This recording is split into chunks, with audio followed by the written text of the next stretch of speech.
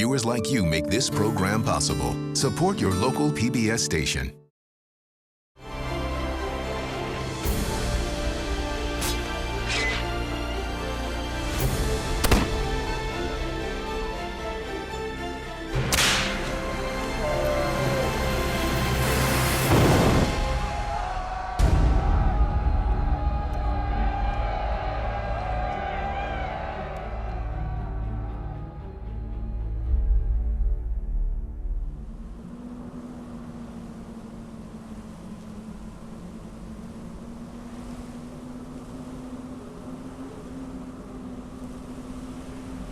It was the dawn of a new era for the British Empire.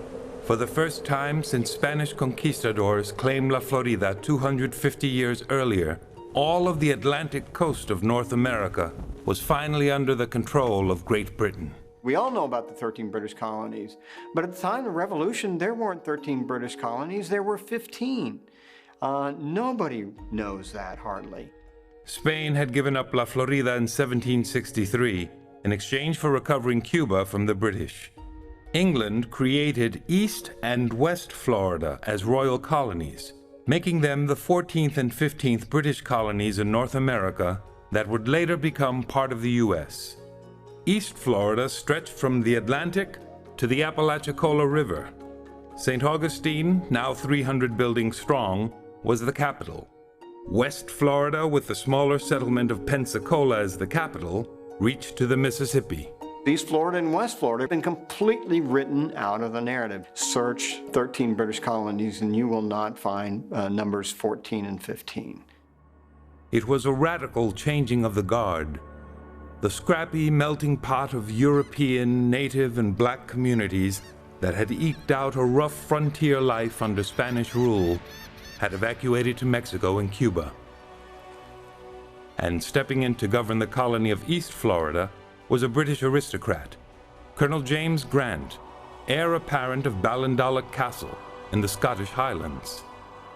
Grant was literally of the manor born, growing up on this 10,000-acre estate in Speyside, which has been kept in the family for centuries. Many of the rooms remain as they were when the castle was built in 1545. I always think it's such a shame the walls can't talk. Just think of the wonderful stories that must be in every room. Grant left his comfortable life here to fight for his country when he was 24. He was a very great military man. He was obviously very bright. He had a great estate. He had lots of servants to look after him, and he needn't have done that. He could have stayed here on the estate and done nothing. Grant left the lush rolling hills of Scotland for the relentless heat and sandy soil of East Florida, hoping to transform this unmanageable territory into a viable British trade colony. The governor of West Florida was another aristocrat who had been a commander in the Royal Navy. Commodore George Johnstone had a reputation for being hot-tempered, scheming, and duplicitous, but he was vigorous about encouraging trade in the new colony. Here was a subtropical region that suddenly they had that might potentially allow them to grow some sort of fruits or vegetables they would have to go elsewhere for. They saw East Florida and West Florida as an extension of the Caribbean. So they saw agricultural profits. Many of the missing pieces of the story of British Florida were hidden in the attic turret of Ballincollig Castle, buried among thousands of other papers that had been stored there and forgotten for centuries. In the 1970s, Grant's descendants asked the Scottish National Archives to inventory what was there. A decade later, Dr. Dan Schaefer was allowed access to the papers and began methodically reconstructing the history of British Florida. That's where the records were. The whole James Grant letter collection were in the castle, in the far attic, in the cold, in a room where they were stored very well, but nobody knew they were there. This country, I am convinced, is totally unknown. Grant's letters describe East Florida as completely undeveloped, still in a state of nature when he arrived. And since only 3 families remained after the Spanish left St. Augustine, Grant had no one to help harness the wilderness beyond town. How are you going to develop a province when there's nobody here? Grant began by offering free land to successful plantation owners in other colonies. He would say, we have better climate, we have better everything than you have there. Come here. The British-sanctioned land grants were anywhere from 100 acres to 20,000-acre parcels. Well, if they come in to St. Augustine and find a dismal place and have a terrible time, they're not going to come. So he lit up their nightlife. He was a bachelor, and he had one of the largest collections of wine in this area. And by this area, I'm talking about North America. He had 3 slaves who were trained in French culinary arts, and he threw a party probably 4 or 5 nights out of the week. Yeah, he was quite a party guy. Every month he would do an inventory of the governor's cellars. And if you were to see that, how much alcohol passed through his cellars.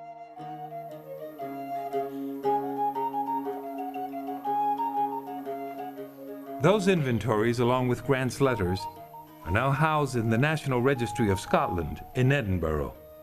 During his first year in office, beverages drunk from the governor's cellars tallied 86 gallons of Madeira wine, 76 gallons of Tenerife wine, 1,200 bottles of claret, 519 bottles of port, and ample amounts of champagne, sweet wine, porter, beer, ale, cider, arrack, and old hock.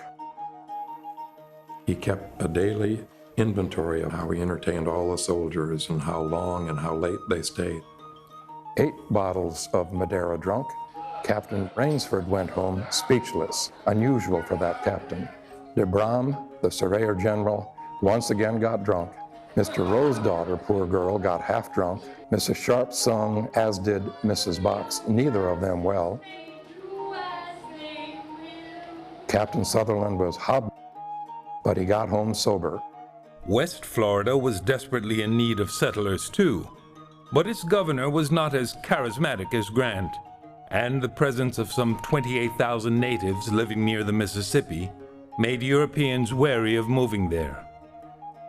Grant, however, managed to court dozens of investors to East Florida, developing plantations along the Atlantic coast, from the St. Mary's River in Georgia to a region just north of today's Orlando.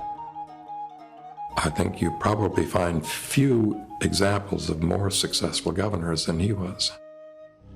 But along with that plantation economy came the British form of chattel slavery, which they introduced into colonial Florida for the first time. Keep in mind that settlements in this warm climate must be formed by Negroes. Success in Florida, my lord, will not be achieved until this country is brought to that rich and plentiful state by the labor of slaves. Everything changed when the British came in 1763. There was no longer slave sanctuary for British slaves to run away to from Carolina and Georgia. And that's why East Florida was overwhelmingly a slave plantation colony.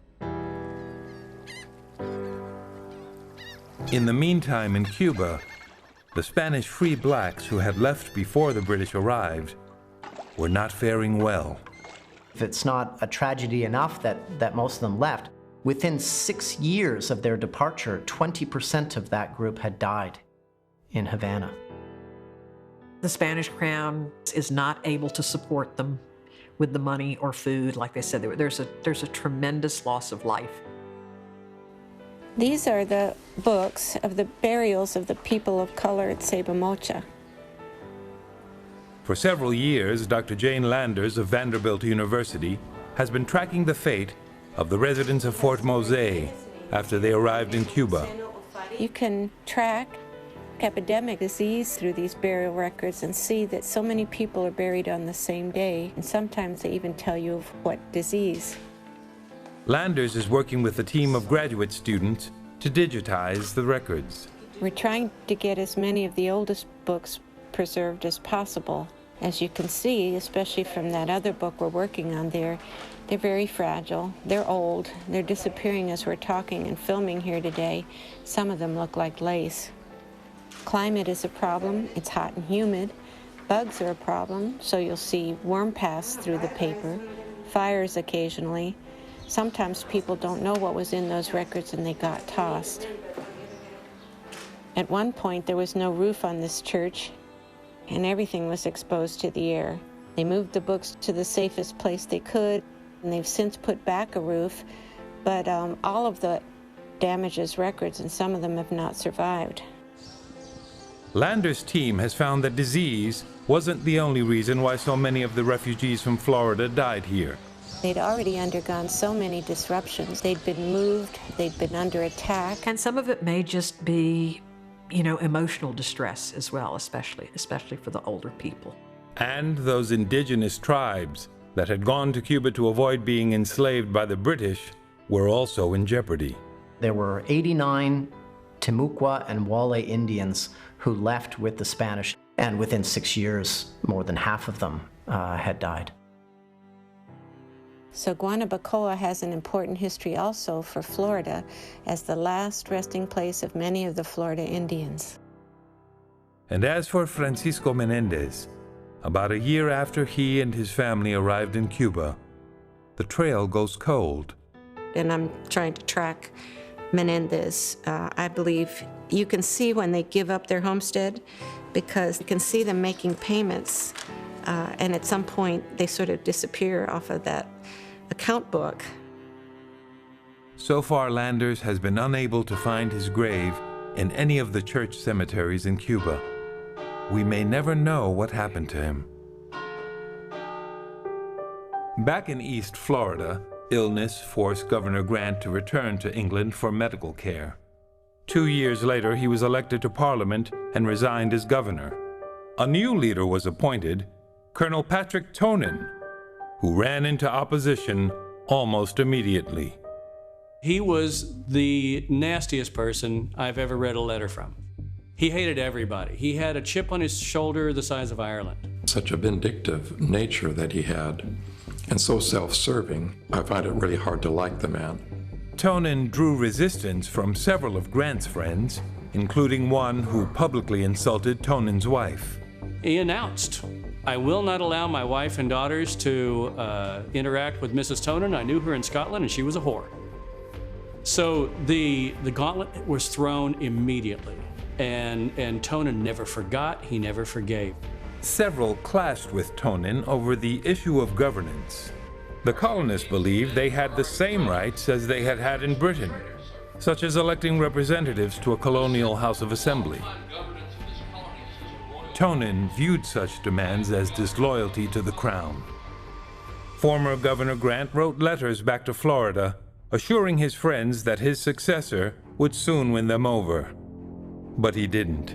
You predicted that Governor Tonin would bring all into good humor and drown animosity in a bottle of claret. You were quite mistaken in your man.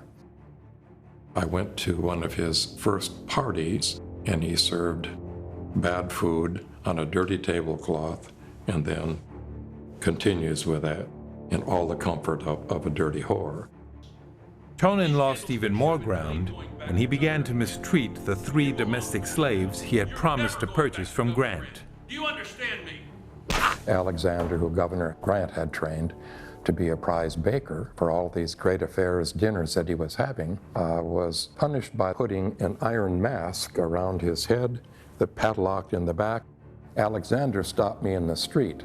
He complains of the iron caps. He wishes very much to be your baker again. He complains that Madam is the devil, but since I saw him, he has had the cap put on and been flogged. Alexander and the 2 other slaves eventually ran away to the woods. When Grant heard about this, he insisted that they be given sanctuary at his own plantation. You are publicly to make it known that Governor Tonin has nothing to do with them, that they have nothing to fear, which is a most remarkable thing. To rebuke the other governor publicly was a remarkable thing to do. But ironically, just a few years later, Tonin would cast himself as a great liberator, and in doing so he would turn people against one of his more vocal critics. That man was Dr. Andrew Turnbull, who ran the largest plantation in all of North America. Turnbull is dreaming big, big dreams, amazing dreams, and he had no idea the troubles that lay ahead of him. Educated at the University of Edinburgh, Turnbull studied medicine there when he was only 13. When the British started offering land grants in Florida, Turnbull and his two wealthy partners were granted over 100,000 acres. Nothing like that in colonial American history. This is just massive in its scale. Turnbull personally recruited indentured workers from Minorca, as well as Turkey, Greece, and Italy. More than 1,400 people. And I'm going away as fast as possible, as the governor has taken umbrage at my taking so many people from his place. I beg, Sir William, that you would not say any of this until you hear from me after I've gotten safely away from here. If the Turks had apprehended and jailed him, he wouldn't have gotten out of that jail, or they would have killed him. Many of those who signed on were fleeing famine and drought in their own homelands. Everything would be paid for them. He would provide transportation, food, provisions, and once they arrived in Florida, then they would begin to work under contract for him. They would be indentured laborers. For a while, Turnbull turned the colony into a successful indigo plantation. Accomplished on a huge scale development of plantation-based economy with export products that are baffling in size. Turnbull was influential back in England. When he criticized East Florida's governance, Tonin was reprimanded. So there was a real clash between these two men, and if you were Tonin, you would have some hard feelings if Turnbull tried to get you fired, which he did. But 9 years after it began, the Turnbull venture was finished. It was a terrible failure, actually, because about half of his labor force died within 4 years of leaving Europe. They faced devastating drought, hurricane, money shortages, inability to buy things. Turnbull's accounts, as well as his record of the number of lives lost, are housed in the Dundee City Archives in Scotland.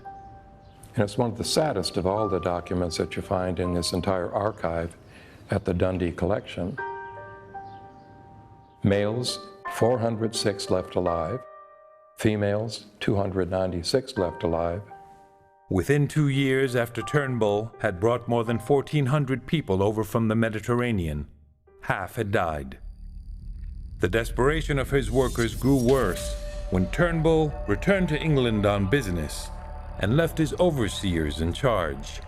Increasingly, the behavior of the overseers and guards toward the indentured servants was unfair, approaching on criminal. The workforce was just completely depressed psychologically. One of the Minorcan group gathered together a couple of other Minorcans and sneaked out of the encampment one night, walked up the beach to Anastasia Island, swam across the river to St. Augustine, and approached the English governor, begging him to do something to redress their grievances. Governor Tonin seized the opportunity to get revenge on this man who had so openly defied his authority. Governor Tonin hated Turnbull so badly, and the first thing Tonin did was he had a notary taking the sworn affidavits. Turnbull was portrayed as a monster. And of course, becomes the most hated figure in British colonial history. The complaints launched against the overseers included rape, beatings, and floggings. They accuse him of whipping, that he whipped people. They accuse him of starving his laborers. The stories were very similar in the affidavits. I mean, there were people who, pregnant women beaten. There were people who had brothers who were beaten to death. And many of these people were imprisoned, some were executed. Turnbull later defended himself against these accusations. His defense is interesting. His defense is, look, if I was so brutal to them, how can it be then that my children and my wife were not vindictively killed while I was away for 3 years? The infraction Tonin was able to get him on was enslaving white people. You could indenture them, but they had a contract. Contracts have ending dates. And they swore in their affidavits he had illegally kept them beyond their dates, and that's where Tonin said, I've got him. Turnbull maintained he would have honored his contract once the debts were paid. The court agreed with him. Nevertheless, Turnbull's alleged brutality became legendary, and his plantation was eventually closed down.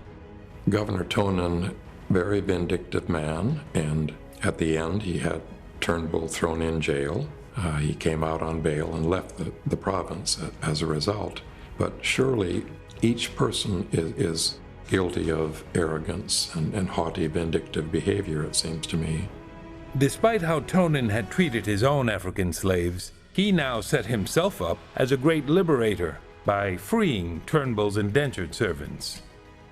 Several were too sick to leave, but with Tonin's blessing, about 500 of them came to St. Augustine and made their homes there. Most of them were Minorcan. And there they have been ever since. From their ranks have come mayors, 2 bishops, 2 great literary figures, Stephen Vincent Benet and his brother William Rose Benet. They've had a very distinguished and long career in the city. But by this time, Tonin and the rest of the British colonies had bigger problems to contend with. The American Revolutionary War had begun. The Boston Tea Party had taken place in December 1773, just a few months before Tonin arrived in Florida. For the next year, as unrest boiled to the north, Tonin kept a watchful eye on his citizenry. He was here to keep this colony safe for king and country. He was caught in the war almost within months of his arrival, but he had such an aggravating personality that people of importance became the enemy, and as he saw them, they were part of the American revolutionary mentality. Both East and West Florida were the newest of the royal colonies and had been tightly controlled by the king and by Parliament ever since. Had it been an older colony, the kinds of grievances rebels are talking about in Georgia and South Carolina might well have been in East Florida as well, but population that comes in is settled in so late. Most of the people who were there had very strong, deep ties to England, and they had not developed those sort of self-governing institutional ties. Meanwhile, the colony of West Florida was dealing with other problems as the War of Independence loomed. It had gone through numerous governors since it began. One of them, John Eliot, hung himself just a month after he arrived there. West Florida was hardly ready for independence. I think that East and West Florida have been written out in the historical narrative because they remained loyal to the British Crown during the Revolution. And so they just don't quite fit into that story of the American patriots. And so it was sort of like phantom pain from an amputated limb. Nobody paid attention to it, and nobody claimed it for a long time, and yet it's a politically important place. Much has been written about the conflicts fought in the 13 colonies and the help the rebels got from the French.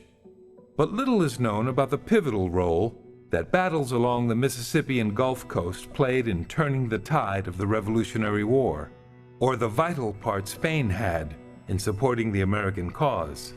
Is just as much a part of American history as Washington crossing the Delaware or Paul Revere's ride.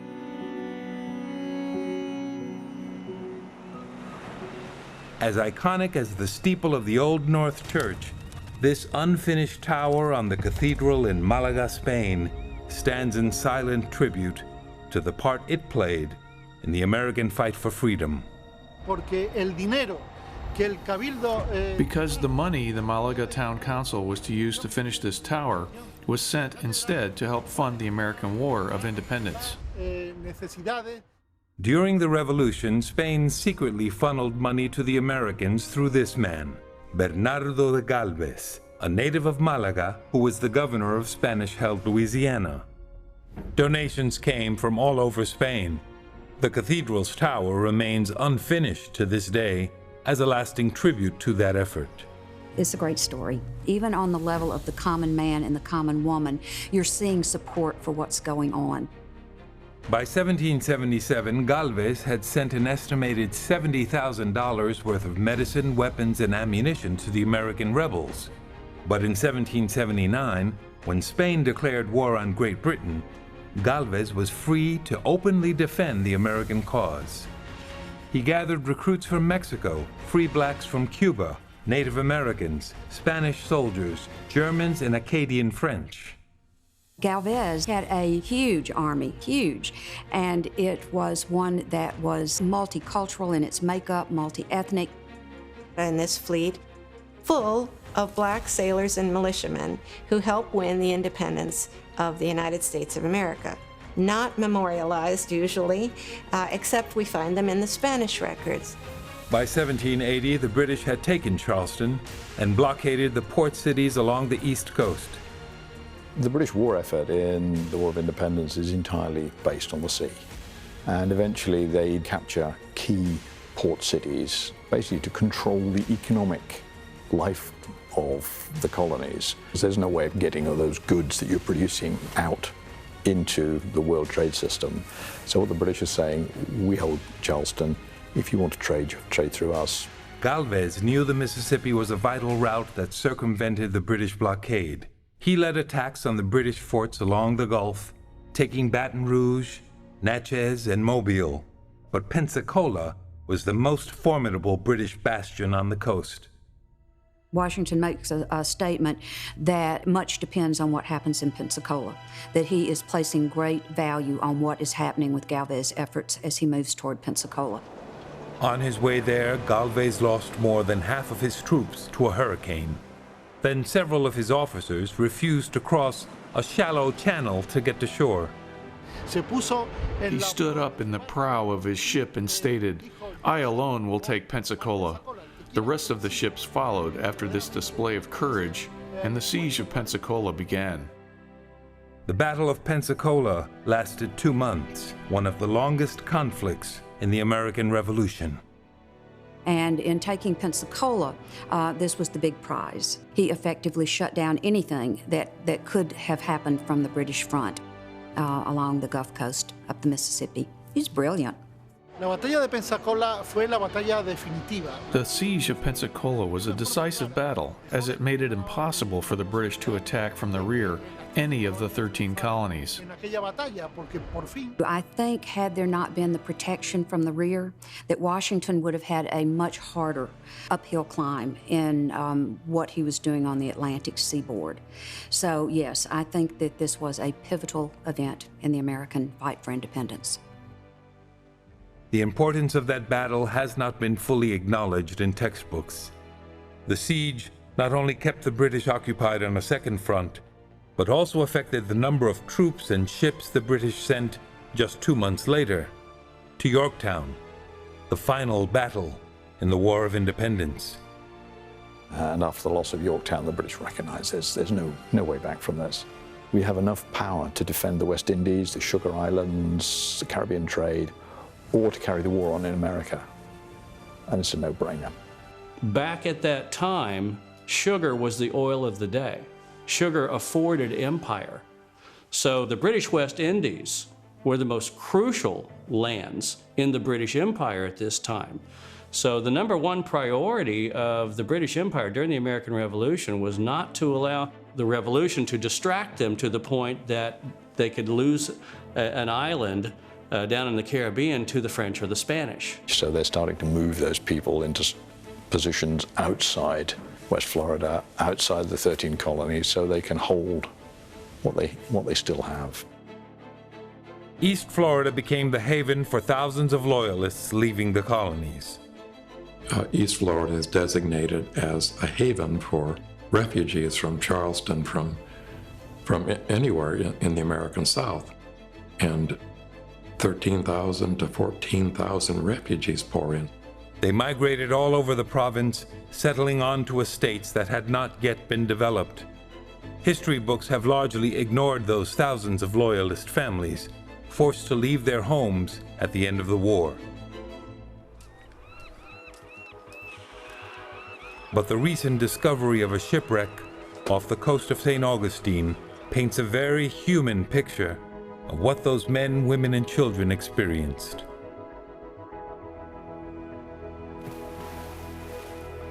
You see these artifacts and you can't help but think about the people who use these artifacts and what a turbulent period in their life this was.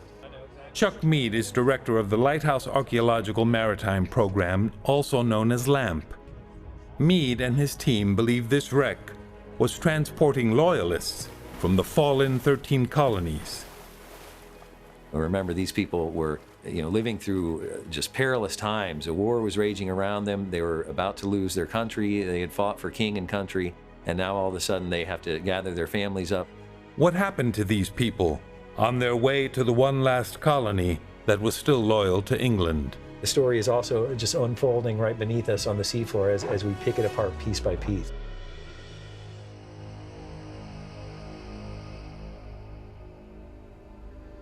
It's a story that would take these marine biologists all the way to the British National Archives in Kew. Gosh, I came back from the archives with more than 1,000 pages. The correspondence, the lists of ships, so it just paints a great picture for us of what was going on. It's actually very interesting because all of these logbooks make note of the weather. Dr. Sam Turner is LAMP's Director of Archaeology. And what that weather data tells us is that there was a nor'easter brewing. It was New Year's Eve, 1782. A fleet of 16 British ships filled with refugees from Charleston was sitting off the coast of St. Augustine, hoping to cross the bar. They needed to get into the harbor before American privateers attacked. Pirates were out there trying to pick off ships, and we know the very fleet that our ship was a member of was being chased by privateers. Among the hundreds of documents the pair combed through was a diary of a German soldier in the British Army. He describes his journey down from Charleston. He describes themselves as being flung about pitilessly. The shipmaster was very nervous about crossing the bar. St. Augustine had a reputation for being the most dangerous inlet of all the other British colonies in North America. And as they sailed in, you could see the wooden remains of shipwrecks jutting out on either side of the channel where ships had been lost before. You know, the chances of getting across are terribly slim, and we're all probably going to die. And there's wreckage everywhere. You know, it's all flung up on the beach, half buried in the sand. It's out on the bar. To add to the problem, the British ships were far too laden for a shallow inlet. When we look at some of these tonnages, they're extreme. 335, 384, 365. They are not going to be able to get across the bar at St. Augustine. They knew, like, this isn't the time to try to get into St. Augustine. We're going to wait until we have a better time. And there's a nor'easter blowing. It's a recipe for disaster, really. There they are waiting offshore, and the captain finally dares to cross the sandbar. Bam! The ship is run aground. The surf is pounding on the ship. It's coming to pieces. All their possessions are spilling out into the sea. Just within less than a mile of safe refuge, their hopes and dreams are being dashed to pieces, just like the ship that they thought was their salvation. LAMP's divers have pulled up a wide array of artifacts from the storm wreck, including a flintlock pistol, 2 loaded Brown Bess muskets, 6 cannons, and the intact ship's bell. But the most remarkable artifact was one that instantly transported Mead back to the final moments of the ship's demise. The visibility was 0, as it usually is offshore St. Augustine, so we were really in the dark, just feeling this object, and it was round, and I could feel the lip to it, and put my hands inside, and then I realized what it was. It was a cooking pot, which led the archaeologists to a chilling revelation. In one of these cooking pots, one of these iron cauldrons we had the remains of the last meal that was prepared in that pot. This is something that has not seen daylight in, as it turns out, 228 years. So that's a pretty special thing. I mean, you're the first person to touch it. The last person to touch it did so under very different circumstances, probably in those chaotic moments in the middle of this tragedy when the ship was wrecking and was going to be lost forever. A year after the last of these loyalists arrived in St. Augustine, the Revolutionary War was over. The British period in Florida had lasted merely 20 years. What shall become of the thousands of poor Loyalist settlers who are now here and were just made comfortable and happy, astonished by the crops in the ground?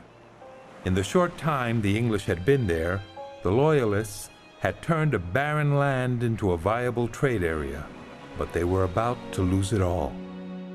As a reward for Spain's contributions to the American cause, East and West Florida became Spanish territory once again. Among those chosen to draft the Second Treaty of Paris, ending the Revolutionary War, was Bernardo de Galvez, the Spanish hero who had defeated British troops along the Gulf Coast. And now that the territory was back in Spanish possession, many of those survivors who had fled to Cuba to escape British rule returned. Most of them were just children when they'd left. They're sending back certified copies of deeds to prove that they owned property in St. Augustine in the 1760s. But even though the British were gone, slavery in the new United States remained. Runaway slaves began heading to Spanish Florida again, hoping for asylum. And Thomas Jefferson is our Secretary of State, and he writes to the Spanish government and says, if you still want to be friends with us, you will shut down this sanctuary and this policy. Spain agrees. Spain is under a lot of duress at this point. Rebellions all over its wide empire.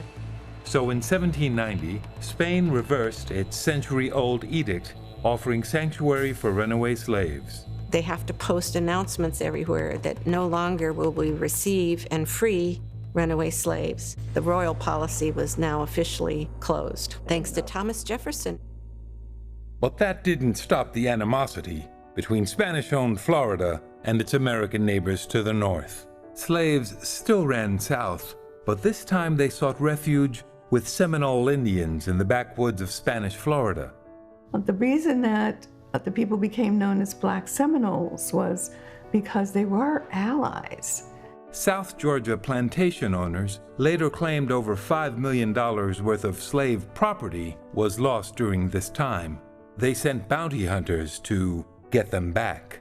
And most of the time, their autonomous communities were formed in very inhospitable areas, in swamps, where it was difficult for the slave catcher to come and get them again.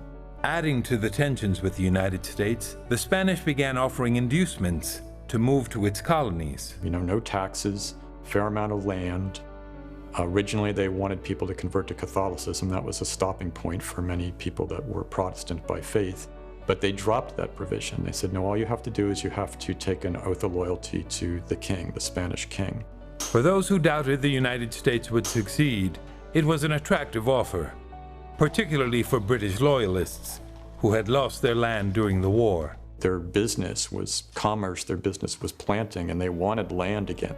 The increased revenue that Florida was enjoying from trade with Europe also stirred resentment. Florida was trading like wildfire with Great Britain, and that angered a lot of the Georgians. They were like, if you look at the Spanish side of the St. Mary's River, it's all full of British ships. And if you look at our side of the St. Mary's River, there's nobody. Moreover, Americans worried that their southernmost border was not well protected.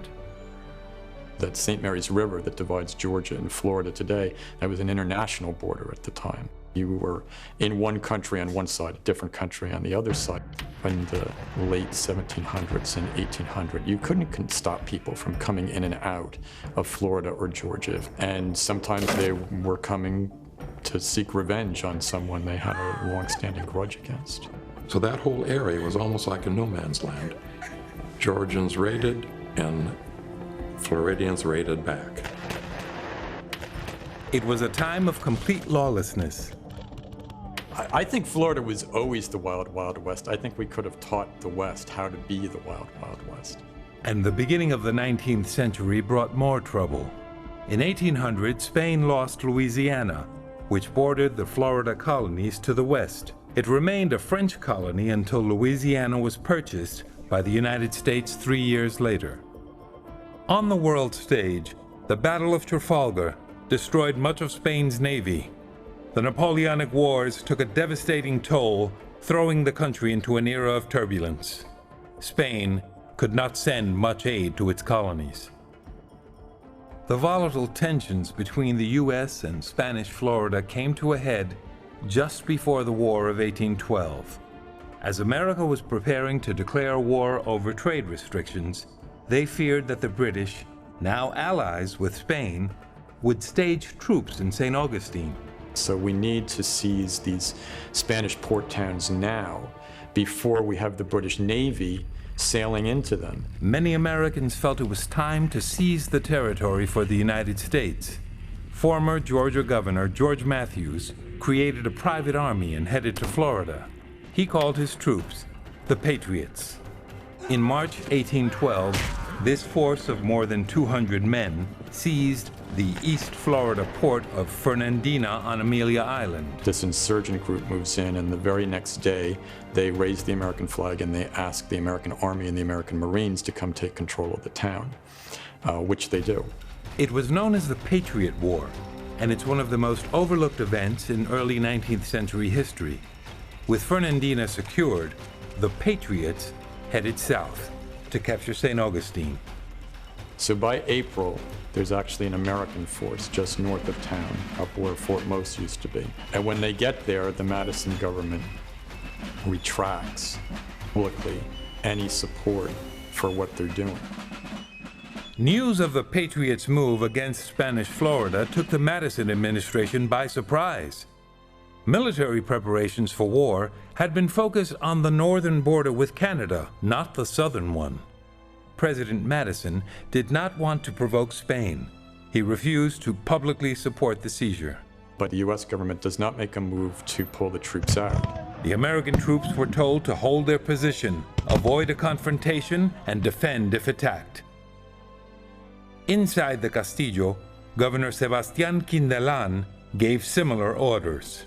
Don't attack the Americans, because if you inflict an injury on those troops, there will be 10,000 more troops coming down for vengeance. It was a standoff. Unable to capture St. Augustine, the Americans tried to starve out its population. American officers were given the instructions to kill the cattle, because that way the Spanish forces can't drive them into town and use them for food. And people said that for miles around St. Augustine, there was just a stench of dead, rotting animals, and that everywhere you went, you saw dead cattle lying on the banks of the various rivers. Meanwhile, the Patriots looted and burned the homes of anyone sympathetic to Spanish rule.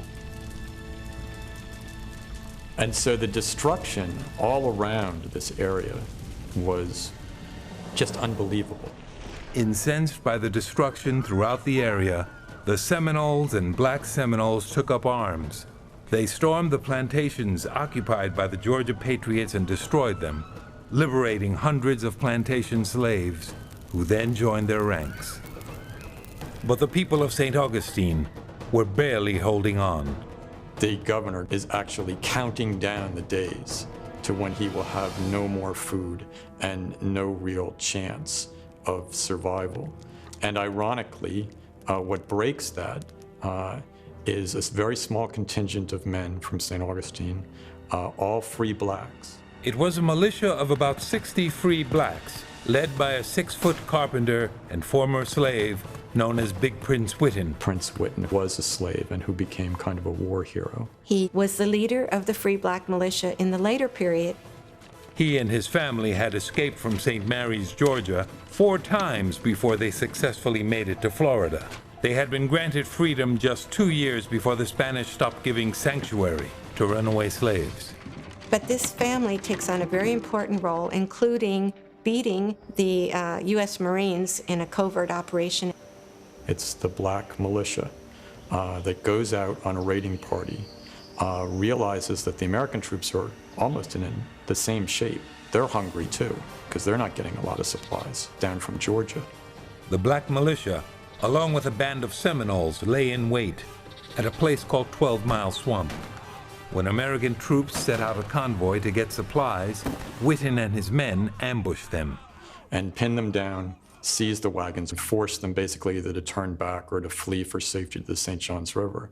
And the American commander, when he finds out that that has happened, retreats. It was another victory for the people of Florida, but it would be the final victory for Spanish Florida. The attack at 12 Mile Swamp only fueled America's anger. Newspapers and politicians in the southern states called for these native and black militias to be punished.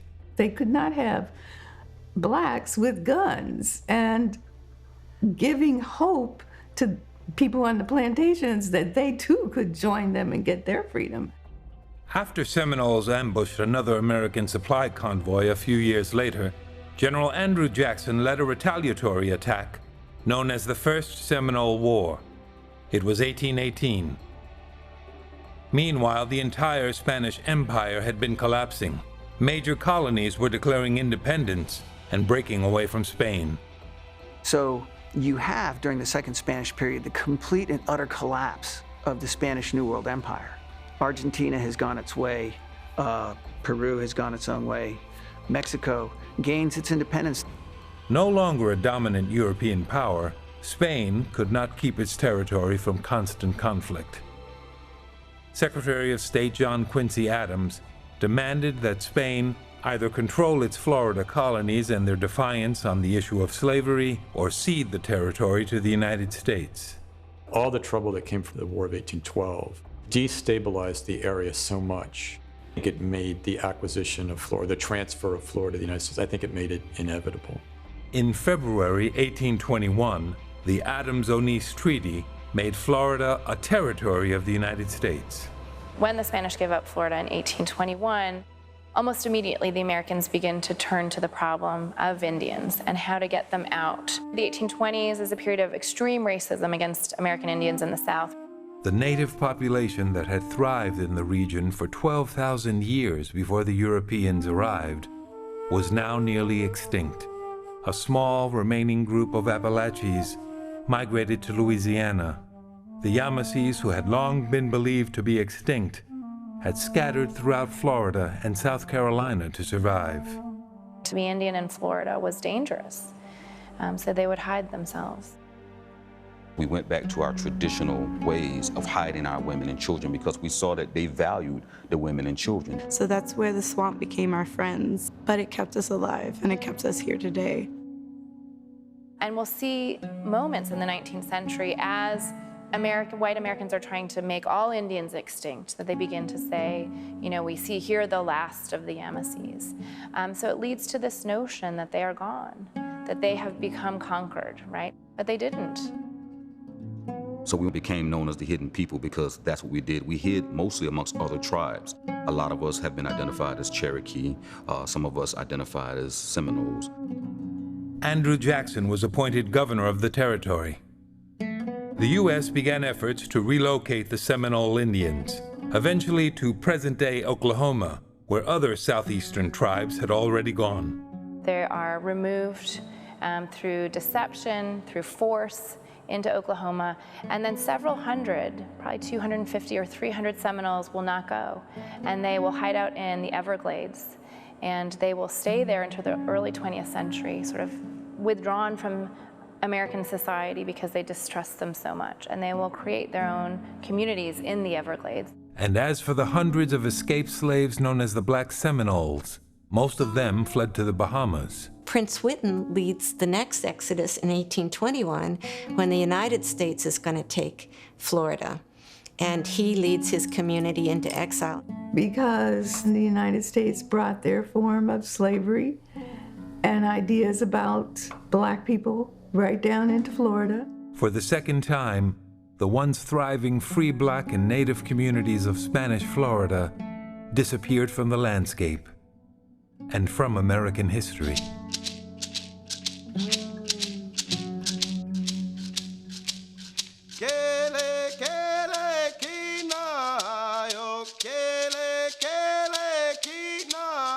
Just because they moved away doesn't mean they were never here at all. My nation continues as long as I keep telling these stories and keep telling our histories to our people. The purpose of my life is to continue these stories and continue to tell the history of the Yamasee people that we're still here. They did not kill us. They did not kill us.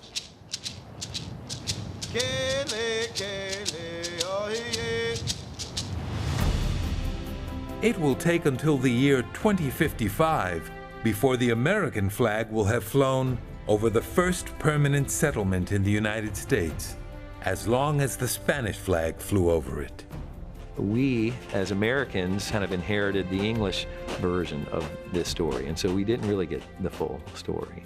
I think it's the time that we put in the minds and in the hearts of the American people and the Spanish people that we went along for a huge period of time that make us brothers in terms of history, no? St. Augustine really is a microcosm of U.S. history when you think about it. I mean, you have the Native Americans, you have the Spanish, you have the British, you have the Americans. This whole cornucopia of differences that occur in this one small area that measures probably no more than 10 square miles in area. This is how America started.